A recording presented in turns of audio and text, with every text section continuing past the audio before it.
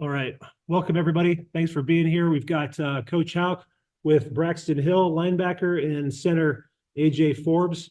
We'll go ahead and start with Coach's opening thoughts, and then I'll be moderating on a different computer.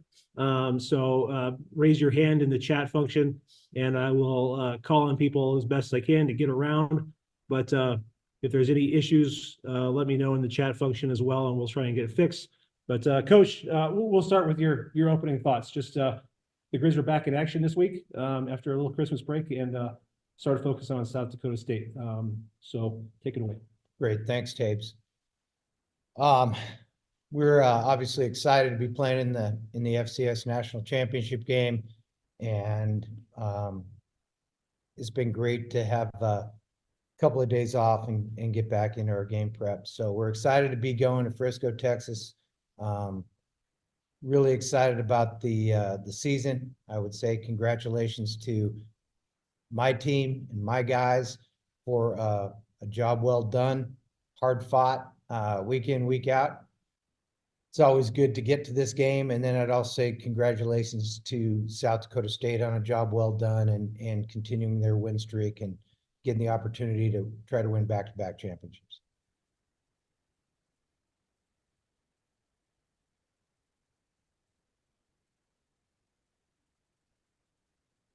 Question.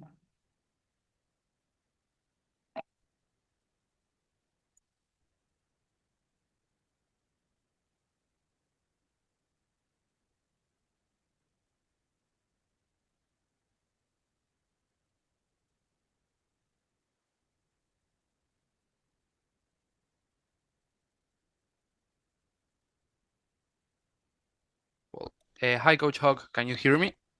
I've got you.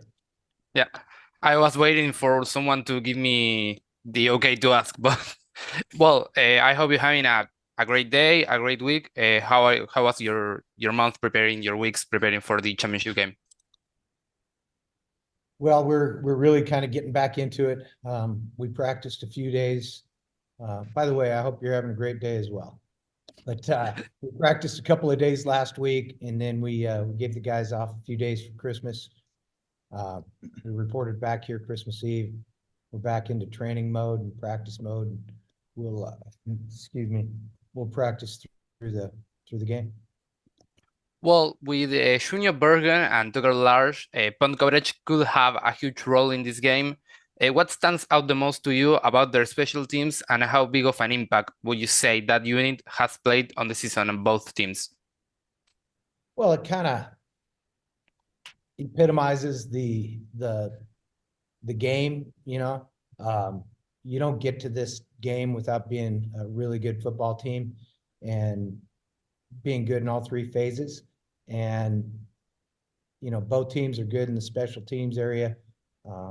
Junior's production over the last two games has been all-time great. He's done a great job, and you know we know that he can turn a game. We also know that South Dakota State's guys can do the same, so it should be a good battle in the special teams area. Well, the Jackrabbits have a very experienced and senior London team, and some of their players have been in this game more than once.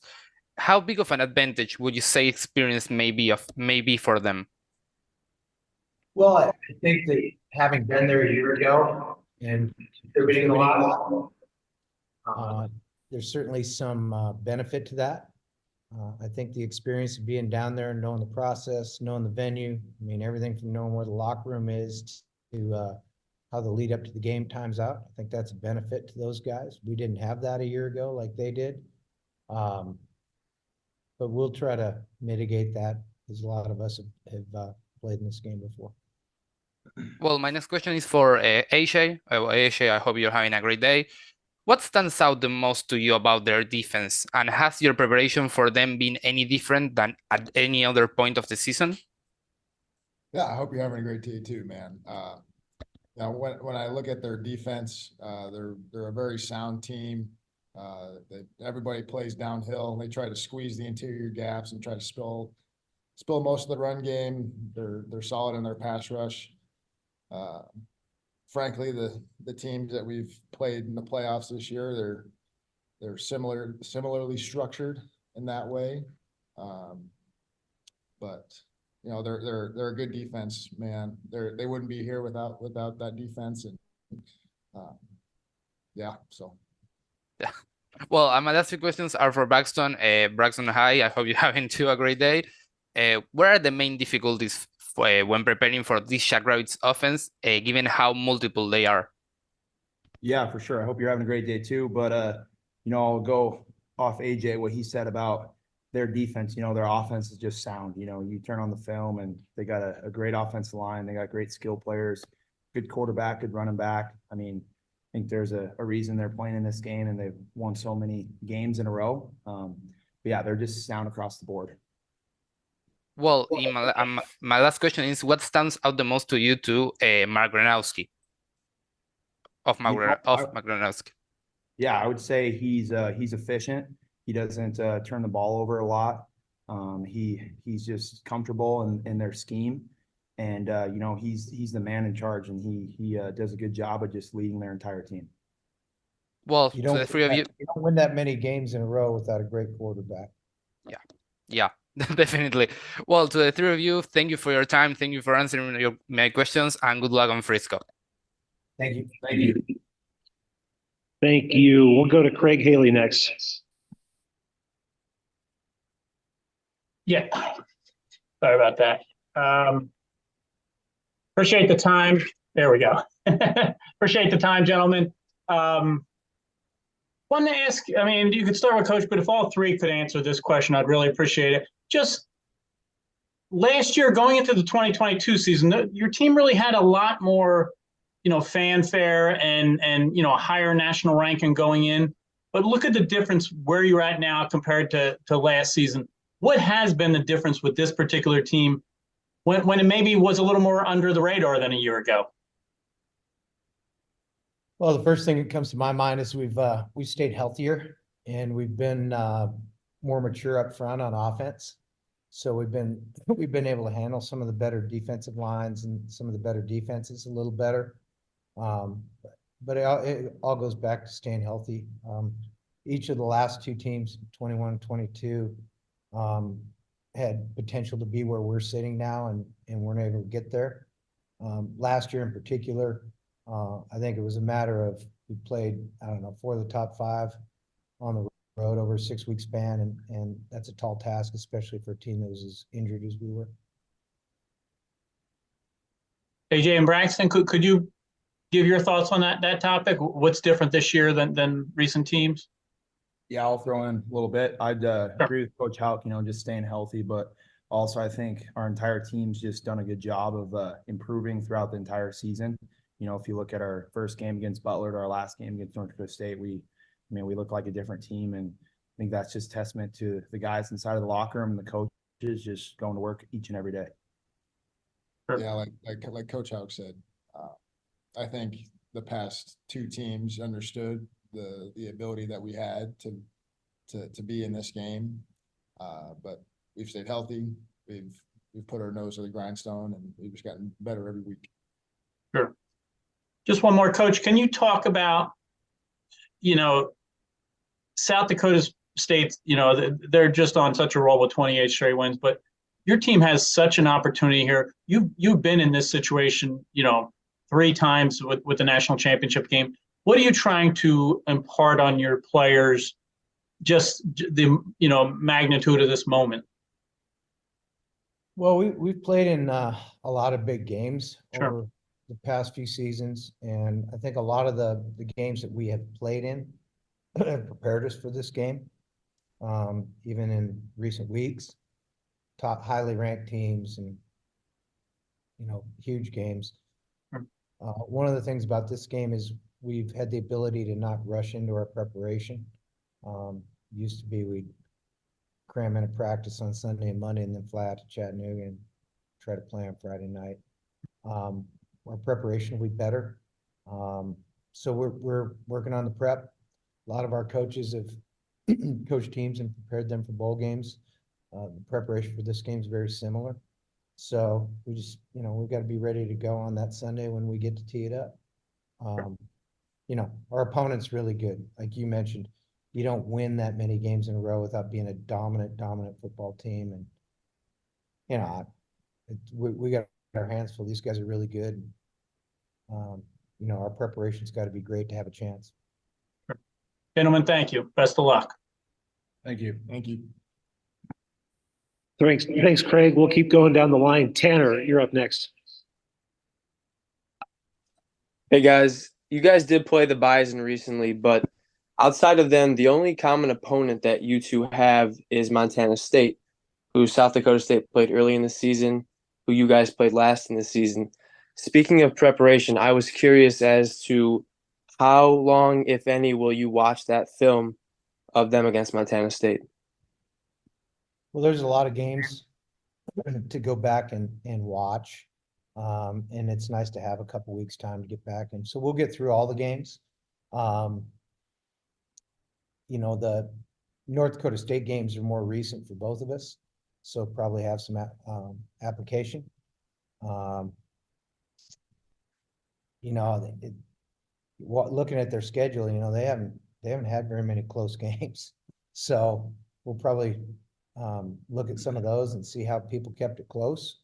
But again, we have a lot of games to watch and a lot of film time to do it, which is great. One last question too.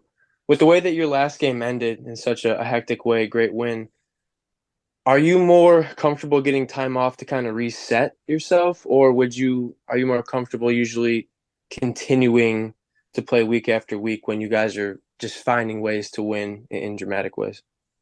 Well, when you get to this point in the season where you've played that many games, time off's valuable both to refresh the body and train a little bit, and clear the mechanism to focus in on the next opponent. As I mentioned earlier, when Craig asked the question, you know, we used to plan this game on the next Friday and we didn't have very good preparation for it. So I think this is a benefit for us to have some time. I mean, they've got the same benefit, but I know it's good for us. Thank you. Thanks, Tanner. We'll go to Chris next. Hey, Coach Hauk, I just got a question for you. You were with Montana when they were establishing themselves as an FCS power. The Jacks are kind of in that same situation coming off their first national title. You know, have they done anything that's kind of similar to what you did in your first stint with the Grizzlies, or do you see any differences between what South Dakota State has done? Well, we had some history with them. I like your background. You got the Ghosts, you got the Twins, you got the Vikings. Yeah. That might be my brother getting beat for a touchdown in that Vikings picture. I'm not sure. Anyway, I lost my train of thought. I got it. So with Coach Stigemeyer, who's a friend, we had some great battles with them. The one thing that I think, in my perspective, and I'm not the expert on South Dakota State, they are, but my perspective is they've had great continuity. They've built their team, and this started with Coach Stig and it's carried on. They built their team to win their conference first, which if you can win that conference, you have a chance to win the championship. They've got a formula for it, whether it's recruiting or style of play. Obviously, there's different things they're able to do based, like all coaches do, in moving the scheme around a little bit. But they are going to be a athletic, big, physical, sound football team that can win the game in the trenches and then have enough players on the outside, on either side of the ball and in the kicking game to hurt you. And they're on a roll right now. They're 2 years without losing a game. Do you think I lost my own train of thought trying to think of my second question here, but you guys mentioned how SDSU's defense is sound. They're consistent. They've been a great defense all year, but have they done anything in the last month or so when you've been watching tape that has made them an elite defense? Well, they've been elite all year. They've been elite. I mean, when you look at the numbers, they're giving up less. There's nobody even close in the country. So we say they're sound. We're talking about their scheme is sound. Okay. We're not talking about them being average or something like that. They're an absolute elite, great defense. They're the best defense in the FCS.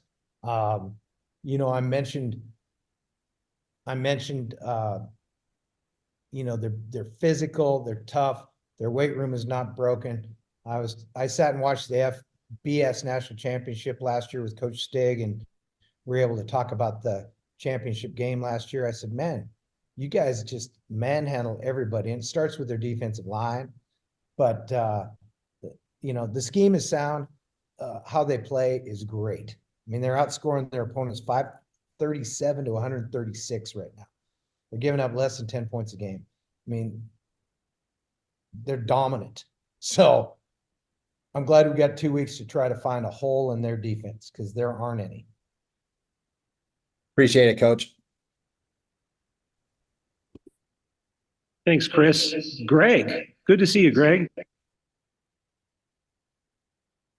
Hey, Eric. Thank you. How's it going, Bobby? Good. Congrats on the season so far. I wanted to ask about your brother Tim, and maybe you can just talk about kind of the impact he's had on your defense this season. I could be wrong, but you know, someone of that kind of experience maybe doesn't fit the mold of a defensive analyst, maybe at this level of college football. So what kind of an impact has he had on your defensive performance this season?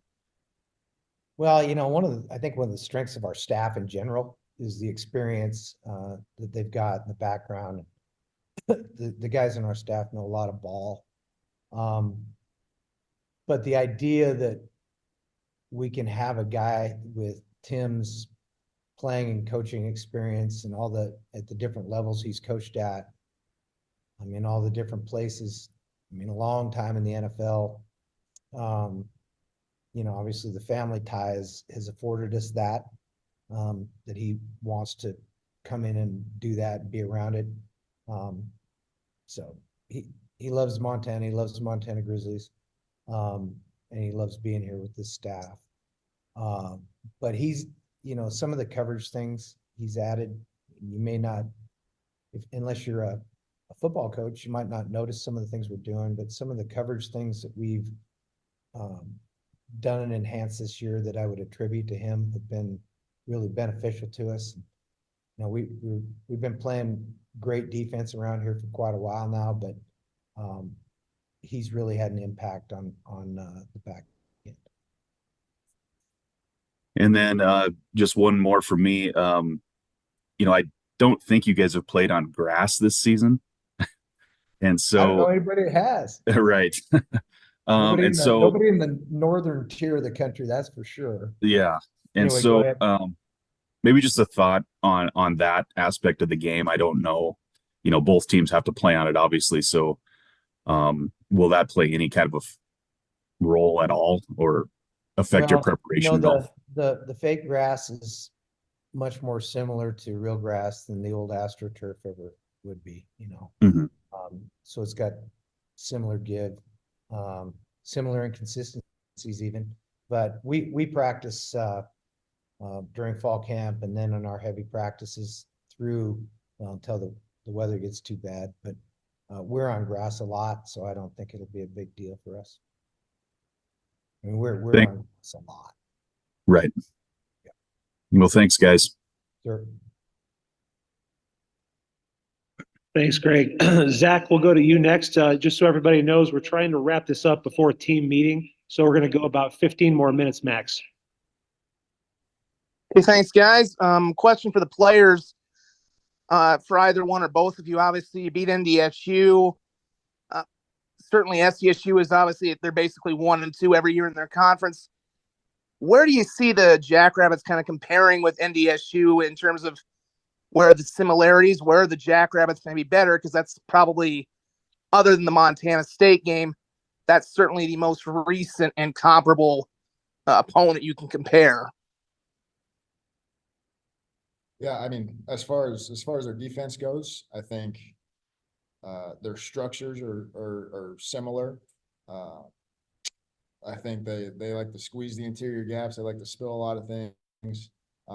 In the run game, they like we've been saying this whole press conference, they play really sound defense. They understand each player understands what their role is on every particular play, and that makes it difficult to go against a defense like that. But it's gonna be a good game. I'm excited for the opportunity to go up against those guys, and it'll be a good game. And in terms of similarities from two of their teams on offense, I'd say they're both really good offenses, and I see a lot of similarities on the offensive line. They both have tremendous offensive lines, but South Dakota State is a little bit different than North Dakota State's offense. So, I mean, we're not going to be translating too much there, but I'd say they definitely just have big, strong offensive linemen for sure. And I guess also with the Jackrabbit offense, you kind of have to be a little more aware of their run game because obviously Davis is the big hitter with running back, but they bring in those two backups, the Johnsons, a couple other guys. I mean, are they kind of do you have to be a little more aware of their multiple kind of formations, multiple guys they can kind of bring in? Yeah, for sure. We'll have to be aware of everything they're doing and whether they're moving or motioning guys or trading for sure. But, they're going to want to run the ball. And like you said, they're versatile. They got good receivers on the outside, good running back, a quarterback who can run, and good offensive line. So we'll have our hands full. And then finally, Coach, you touched on this, but a little irony here. Obviously, you coached against SDSU in their first ever playoff game, and it's one that's still pretty well remembered, I think, for both sides from 2009. And the guy you're coaching against was actually playing in that game. So how much do you feel has changed?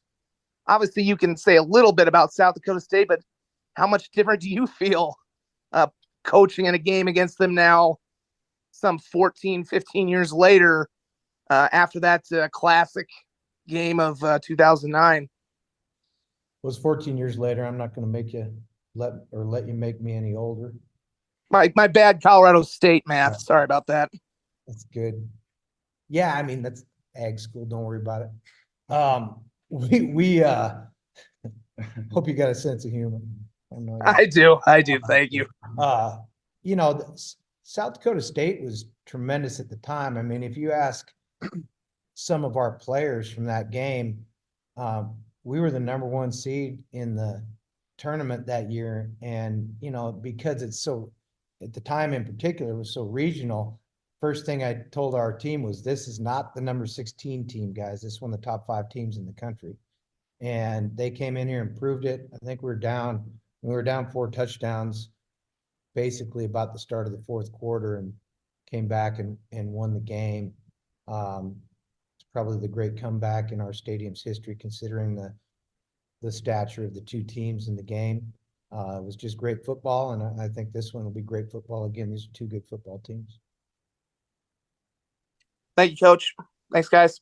Sure. Thank you. Got time for a couple more. We'll go with Andrew next. Hey, Coach, just one question for you. After SDSU beat Villanova, their head coach said if you want to beat SDSU, you got to play a really clean game. Is that something that you'll put extra emphasis on heading into this game, not turning the ball over and avoiding, big penalties? Well, I think that's a key in every game is the turnover margin. Usually if you get to this time of year, the 2 teams that are playing, or even if you go the last couple of weeks, the teams that are still involved probably have a pretty decent advantage in the turnover game.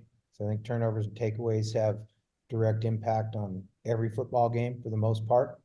And then, you can't have a bunch of administrative penalties, that's for sure. Thanks, Coach. I think Kansas won the other night with 300 yards of penalties, so I don't know. Thanks, Andrew. Zach, last one from you. Moving out to doing well. My first question is to AJ. Offensive line chemistry is so big. For you, looking from game 1 to now, how much is the offensive line gelled, and what is it like playing with a unit like that as you guys have established yourselves and even helped a young freshman running back like Eli go on and win the J.A. Rice Award? Yeah, I mean, I think coming into this season, we were in a unique position to where, in the modern day of college football, where all 5 starters returned from the previous season. And like you said, chemistry is everything on the offensive line. I've known these guys for 3+ years at this point. Each and every one of us has improved on the things that we've needed to improve on, while simultaneously working together as a unit to do what we need to do to win football games. So I'm super proud of the unit that we've developed over the course of these last 2 years, and roll that on into Frisco. In my last final question, Coach, quarterback Clifton McDowell, you made the switch to him as the primary signal caller midway through the season. What have you seen from his development, and what are you expecting from him in this game? Well, Cliff's gotten better through the season. I think he's worked hard to improve. I think he's worked hard on learning the game, understanding our offense, all those different things that go hand in hand with playing, preparing for the games. But there's no substitute for playing. I think in particular at that position. But the only way to get better at football is to play it. And he's played a lot, and he's improved through the season.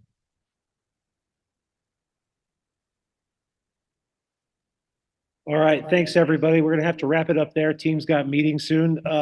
This press conference will be archived on the NCAA's media hub and also on gogriz.com. Appreciate everybody, and reach out to me if you need anything. Thank you. Thanks, guys. Thanks. Yeah.